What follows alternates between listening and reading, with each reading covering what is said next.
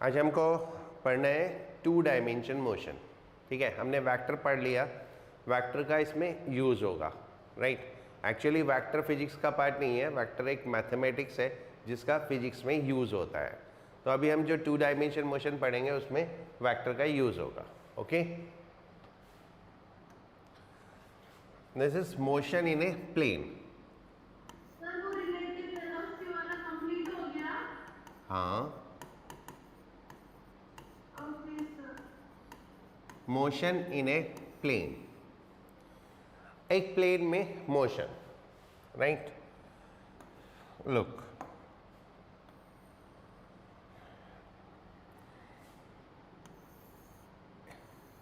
ये x axis है, ये वाई एक्सिस है। अगर टू डायमेंशन मोशन है तो कभी भी स्ट्रेट लाइन तो होगा नहीं, राइट। स्ट्रेट लाइन मोशन होगा तो वो कैसा हो जाएगा, वन डायमेंशन। तो ये कभी स्ट्रेट लाइन होगा नहीं। स्ट्रेट लाइन नहीं होगा तो ये कर्व्ड काइंड ऑफ मोशन होगा, कैसा भी हो सकता है। ओके, ये कोई पॉइंट लेते हैं P, ये कोऑर्डिनेट इसके हो गए एक्स वाई। इसका मतलब यहां तक इसने एक्स एक्सिस पे एक्स डिस्टेंस ट्रेवल किया और वाई एक्सिस पे वाई डिस्टेंस ट्रेवल किया। How much will be the displacement, कितना डिस्प्लेसमेंट हुआ इसका, कैसे निकालेंगे? डिस्प्लेसमेंट कैसे निकालेंगे? डिस्प्लेसमेंट होता है यहां से यहां तक सीधी लाइन, ओके, राइट। ऑरिजिन से P तक एक सीधी लाइन ड्रॉ करें तो ये डिस्प्लेसमेंट हो जाएगा। और अगर हम सिंपल पाइथागोरस थ्योरम लगाएं तो displacement S is equal to हो जाएगा under root x square plus y square. ठीक है, यही होगा। इस डिस्प्लेसमेंट को हम ऐसे भी लिख सकते हैं, एक्स आई प्लस वाई जे, एक्स आई प्लस वाई जे, क्योंकि एक्स एक्सिस के अलोंग कितना डिस्टेंस चला, एक्स, और वाई एक्सिस के अलोंग कितना डिस्टेंस चला, Y. So we can write X I plus Y J. Okay, so two dimension motion क्या है? टू डायमेंशन मोशन दो वन डायमेंशन मोशन का कॉम्बिनेशन है। So two dimension motion, two dimension motion is one dimension plus one dimension, x axis and y axis. So दो one dimension motion x axis और y axis में अगर हम लें तो उनको कंबाइन कर दे तो टू डायमेंशन मोशन आ जाएगा। तो टू डायमेंशन मोशन की हम कैलकुलेशन भी ऐसे ही करते हैं, एक x एक्सिस का मोशन ले लेते हैं, एक y एक्सिस का मोशन ले लेते हैं, पहले x निकाल लिया, y निकाल लिया और फिर उसको कंबाइन कर दिया। जैसे हमने डिस्प्लेसमेंट कैसे निकाला, x square plus y square. जिस तरह से हमने डिस्प्लेसमेंट को लिखा ठीक इस तरह से हम वेलोसिटी को लिख सकते हैं। इनिशियल वेलोसिटी ये वेक्टर में है ना, initial velocity U x I plus you Y J. इसका मतलब क्या है, initial velocity along x axis was U X and initial velocity along Y axis was uy। Similarly हम फाइनल वेलोसिटी को लिख सकते हैं vxi प्लस vyj। सिमिलरली हम एक्सेलरेशन को लिख सकते हैं axi plus ayj, right. So whatever the x component ux, vx, ax that will be used in calculation of motion along x axis, and the component uy, vy, ay, those will be used for calculation of motion along y axis। तो हम x axis motion को अलग से calculate करेंगे, y को अलग से calculate करेंगे और फिर उन दोनों को कंबाइन कर देंगे, राइट। तो इस तरह से हम टू डायमेंशन मोशन को कैलकुलेट करते हैं। Is it clear? Now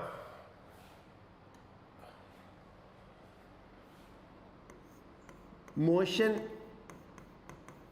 in a plane, हम इसको नाम देते हैं 2D मोशन ऑल्सो।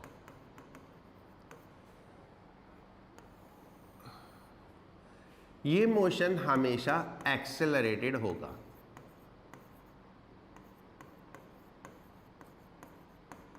हमेशा एक्सेलरेटेड होगा, कभी भी नॉन एक्सेलरेटेड नहीं होगा, क्योंकि यूनिफॉर्म मोशन होने का मतलब होता है सीधी लाइन में, और जो सीधी लाइन में चलेगा वो 2 डायमेंशन मोशन नहीं हो सकता। तो 2D मोशन होने का मतलब कहीं ना कहीं स्ट्रेट लाइन को ब्रेक करेगा, और अगर उसने स्ट्रेट लाइन को ब्रेक किया तो वेलोसिटी की डायरेक्शन चेंज हो जाएगी, और वेलोसिटी में चेंज हो गया तो मतलब एक्सेलरेटेड हो गया। तो ऑलवेज एक्सेलरेटेड, लेकिन एक्सेलरेशन में 2 कैटेगरी हो जाती हैं। One is uniform acceleration. Uniform acceleration मतलब acceleration is constant,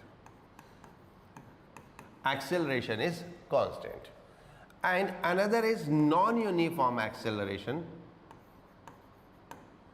non uniform acceleration means acceleration is not constant. तो ये 2 टाइप के मोशन पॉसिबल है। अगर मोशन यूनिफॉर्मली एक्सेलरेटेड है तो इक्वेशन ऑफ मोशन क्या होंगी? v is equal to u plus a T.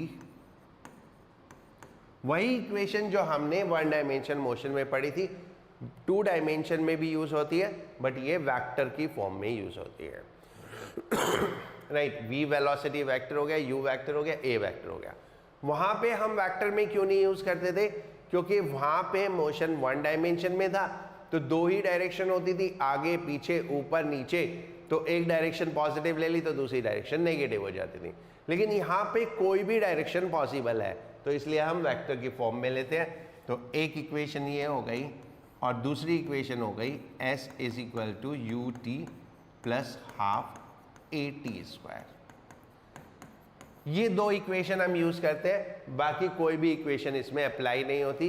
The third equation v square minus u square is equal to 2as apply नहीं होती, क्योंकि वेक्टर में स्क्वायर नहीं होता।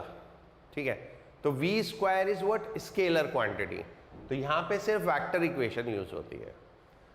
अब नॉन यूनिफॉर्म एक्सेलरेशन की कैलकुलेशन के लिए हम कैलकुलस यूज करते हैं, बाय कैलकुलस। कैलकुलस मतलब डिफरेंशिएशन एंड इंटीग्रेशन। इसमें vx हो जाता है dx by D T, vy हो जाता है dy बाई डी टी,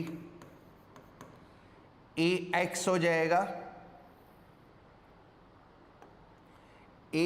हो जाएगा dvx by D T, and ay हो जाएगा dvy by D T.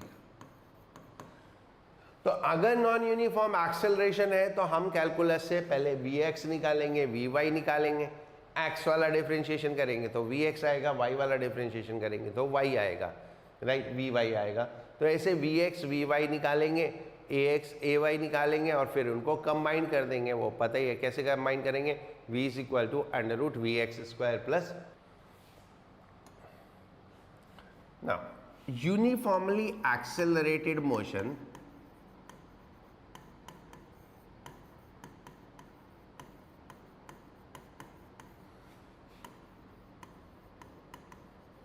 in a plane.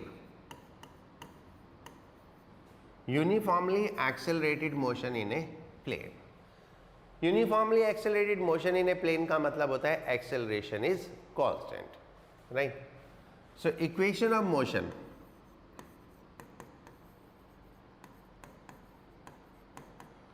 right? So equation of motion क्या है?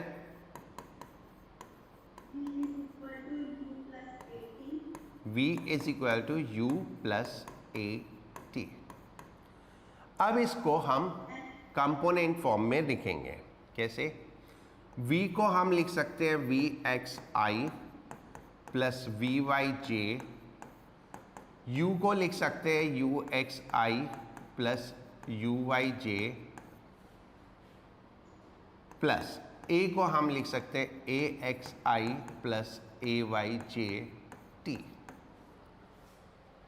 अब दोनों साइड के i वाले अलग कर दो, और वो जे वाले अलग कर दो. कंपेयरिंग या equating I and J component of both side. दोनों साइड के I और J कंपोनेंट को इक्वेट कर दिया. So then what we get, Vx is equal to Ux plus Axt and Vy is equal to Uy plus Ayt. That's equation 1. This is equation 2. Right? तो हमने क्या किया, एक इक्वेशन को दो पार्ट में ब्रेक कर दिया. एक इक्वेशन एक्स एक्सिस मोशन को रिप्रेजेंट करेगी और ये इक्वेशन वाई एक्सिस के. ये इक्वेशन वो रिप्रेजेंट करेगी मोशन अलोंग एक्स एक्सिस, ये इक्वेशन रिप्रेजेंट करेगी motion along Y axis. Right?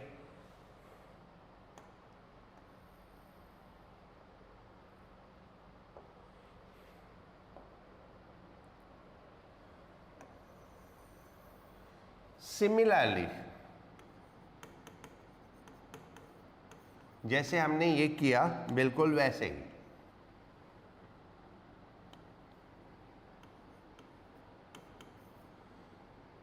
S is equal to ut plus half at square को कैसे लिखेंगे, xi plus yj is equal to uxi plus uyj plus half. Then हाँ, एक minute अभी.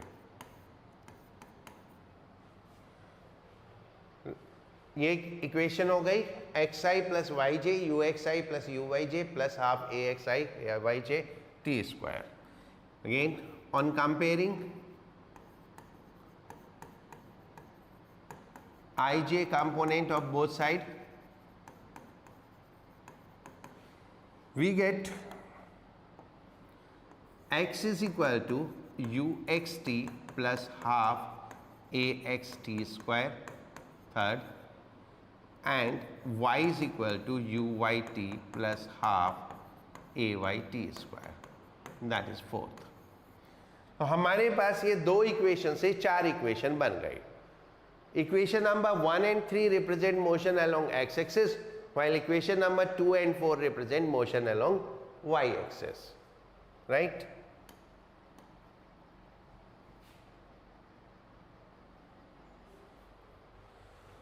हाँ बोलो क्या.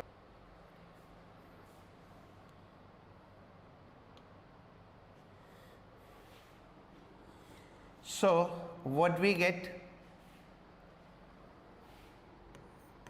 for motion along x-axis,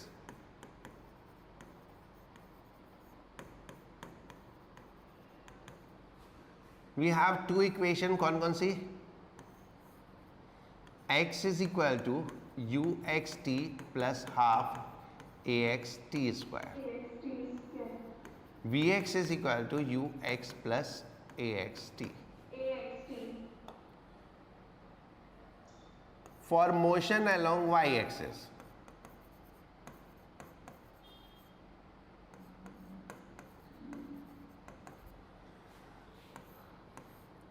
y is equal to uyt plus half ayt square and vy is equal to uy plus ayt. Right? First, second, third, fourth. Accordingly ये चार equation हम इसमें यूज करेंगे इस मोशन में. Clear? Yes, sir. Right.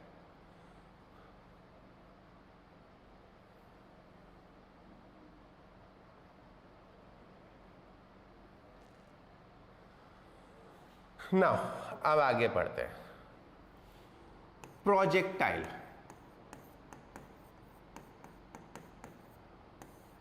Projectile क्या है?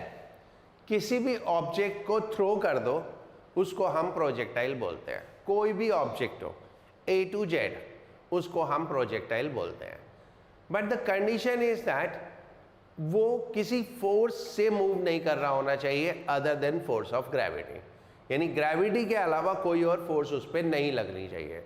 यानी जैसे दिवाली वाला रॉकेट, उसको हम प्रोजेक्टाइल नहीं बोल सकते क्योंकि उसमें आग लगाई, वो उड़ा, उसके अंदर क्या होता है, फ्यूल, उस फ्यूल की वजह से वो ऊपर जाता है, सो उसको हम प्रोजेक्टाइल नहीं बोल सकते। Aeroplane flying in air, that can not be called as projectile. Projectile is that which move freely without being propelled by any fuel under the effect of gravity alone. उसको हम बोलते हैं projectile. So projectile is what? Projectile is an object that move freely, that moves freely without being propelled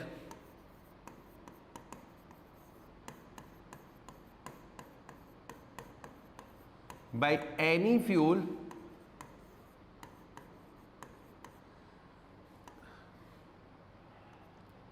under the effect of gravity। यानी कोई भी ऐसा object जो gravity में मूव करता है और जिसमें हम कोई भी फ्यूल यूज नहीं कर रहे होते या अपने आप मूव कर रहा होता है, उसको हम प्रोजेक्टाइल मूव कर बोलते हैं। करेक्ट?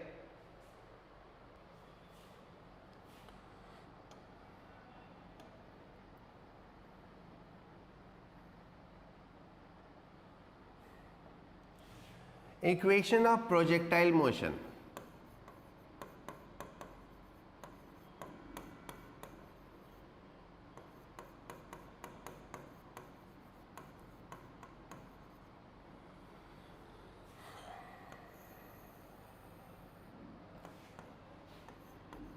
For projectile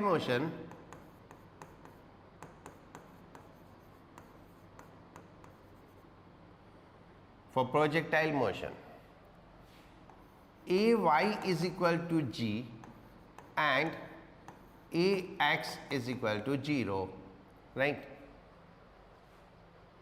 When, एक मिनट इसको थोड़ा सा करेक्ट कर देते हैं। When x direction is horizontal and y direction is vertical। अगर हम वर्टिकल मोशन को y डायरेक्शन ले और हॉरिजॉन्टल मोशन को x डायरेक्शन ले, तो हॉरिजॉन्टल डायरेक्शन में तो कोई एक्सेलरेशन होता नहीं है, तो हॉरिजॉन्टल डायरेक्शन में एक्सेलरेशन 0 हो गया और वर्टिकल डायरेक्शन में एक्सेलरेशन g के बराबर हो गया, राइट? तो हम प्रोजेक्टाइल मोशन को दो पार्ट में ब्रेक करेंगे, एक हॉरिजॉन्टल और एक vertical. Horizontal means along x axis, vertical means along y axis. ठीक है? सर अगर a y की जगह ax हो तो फिर आपको x मानना पड़ेगा कि x वर्टिकल है।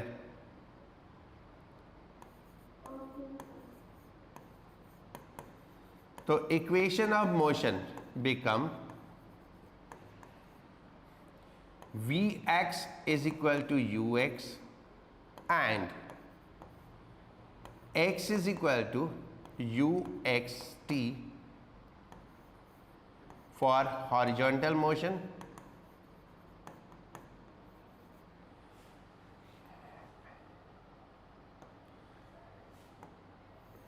and Vy is equal to uy plus gt and y is equal to uyt plus half gt square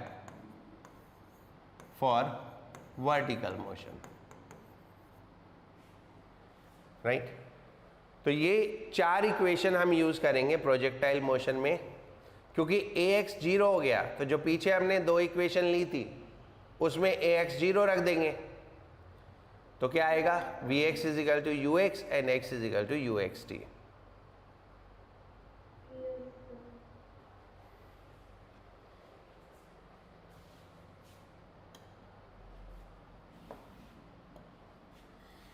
Now, horizontal projectile.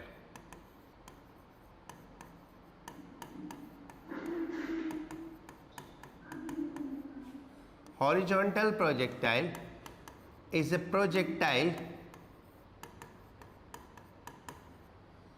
projected horizontally from a height किसी प्रोजेक्टाइल को हम किसी हाइट से project कर दें horizontally, then this is called horizontal projectile. Okay, कैसे? ऐसे।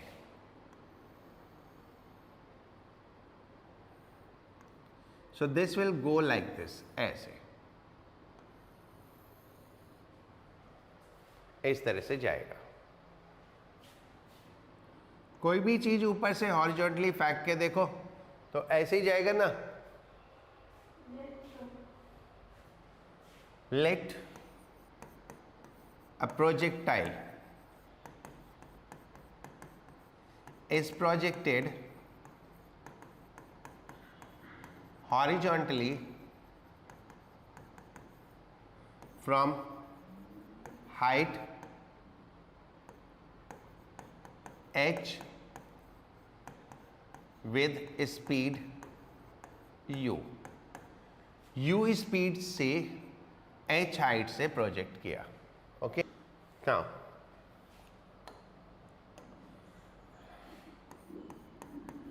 in this case ux is equal to u and uy is equal to 0। ux u के बराबर हो जाएगा और uy 0 हो जाएगा, क्योंकि हमने हॉरिजॉन्टली थ्रो किया तो हॉरिजॉन्टल वेलोसिटी u है एंड ux क्या है? ux भी हॉरिजॉन्टल वेलोसिटी है। और uy क्या है? वर्टिकल वेलोसिटी, क्योंकि हमने हॉरिजॉन्टल थ्रो किया तो वर्टिकल तो है नहीं, तो uy क्या हो गया? 0 हो गया। Right? Okay, right. Now first, equation of trajectory और path equation.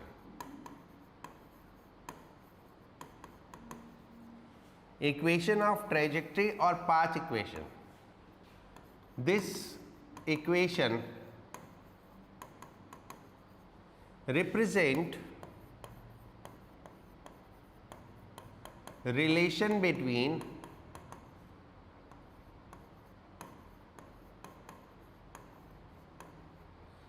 x and y। ठीक है, तो हम मान लेते हैं किसी पर्टिकुलर टाइम पे ये ऑब्जेक्ट यहां है, यानी ये डिस्टेंस x है और ये डिस्टेंस y है, और इसको हमने ओरिजिन ले लिया। Right? Let point of projection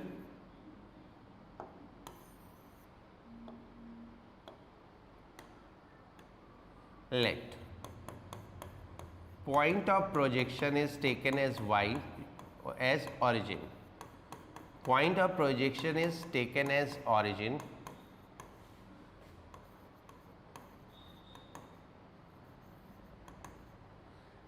and at time t projectile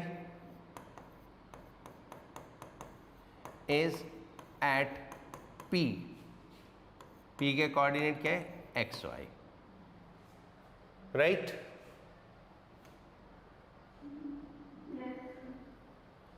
now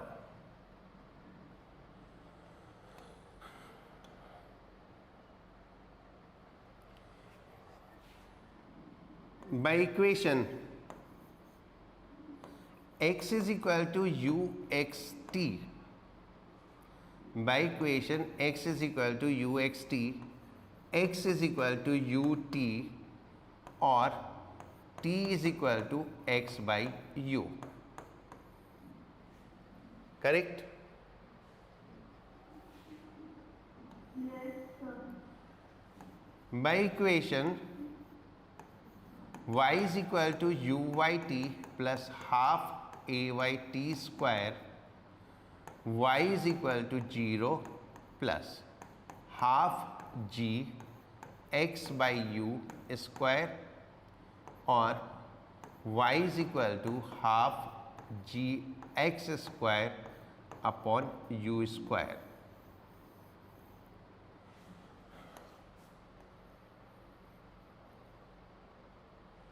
This is called equation of trajectory.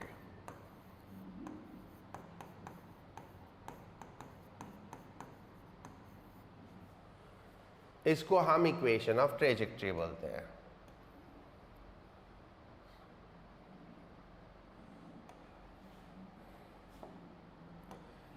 As path equation is quadratic,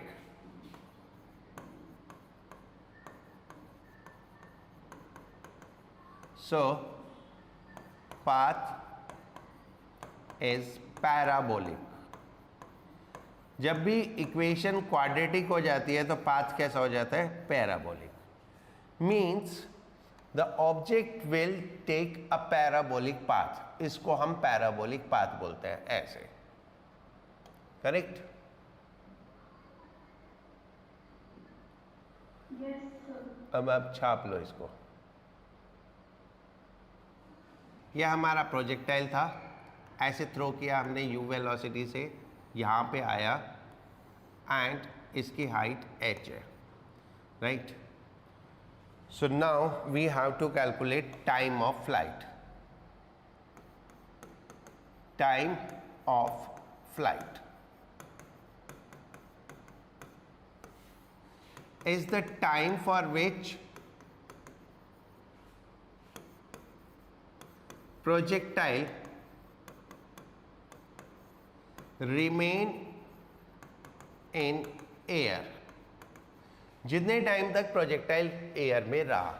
ये हमारा पॉइंट ऑफ प्रोजेक्शन है O, और ये हमारा पॉइंट ऑफ स्ट्राइक है on the ground. For motion O to A, for motion O to A, y is equal to h. Vertical distance कितना हुआ? h के बराबर. By equation y is equal to uyt plus half gt square, h is equal to 0 plus half gt square, और t is equal to root 2 h by g. This is what we say the time for which projectile will remain in air.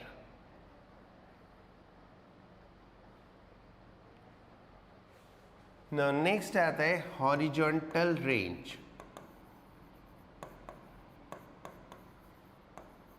Horizontal range, ये horizontal range is horizontal distance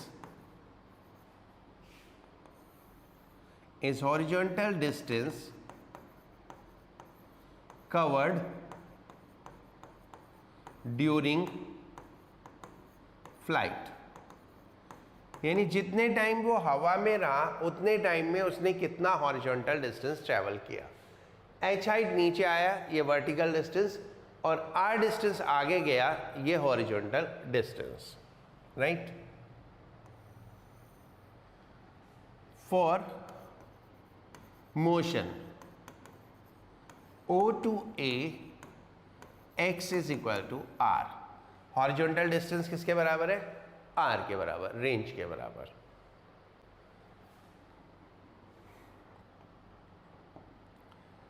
by equation x is equal to uxt, r is equal to ut. T क्या हुआ? Time of flight, क्योंकि ओ से ए तक कितना time लगा? Time of flight के बराबर. So R is equal to U √2 h/g.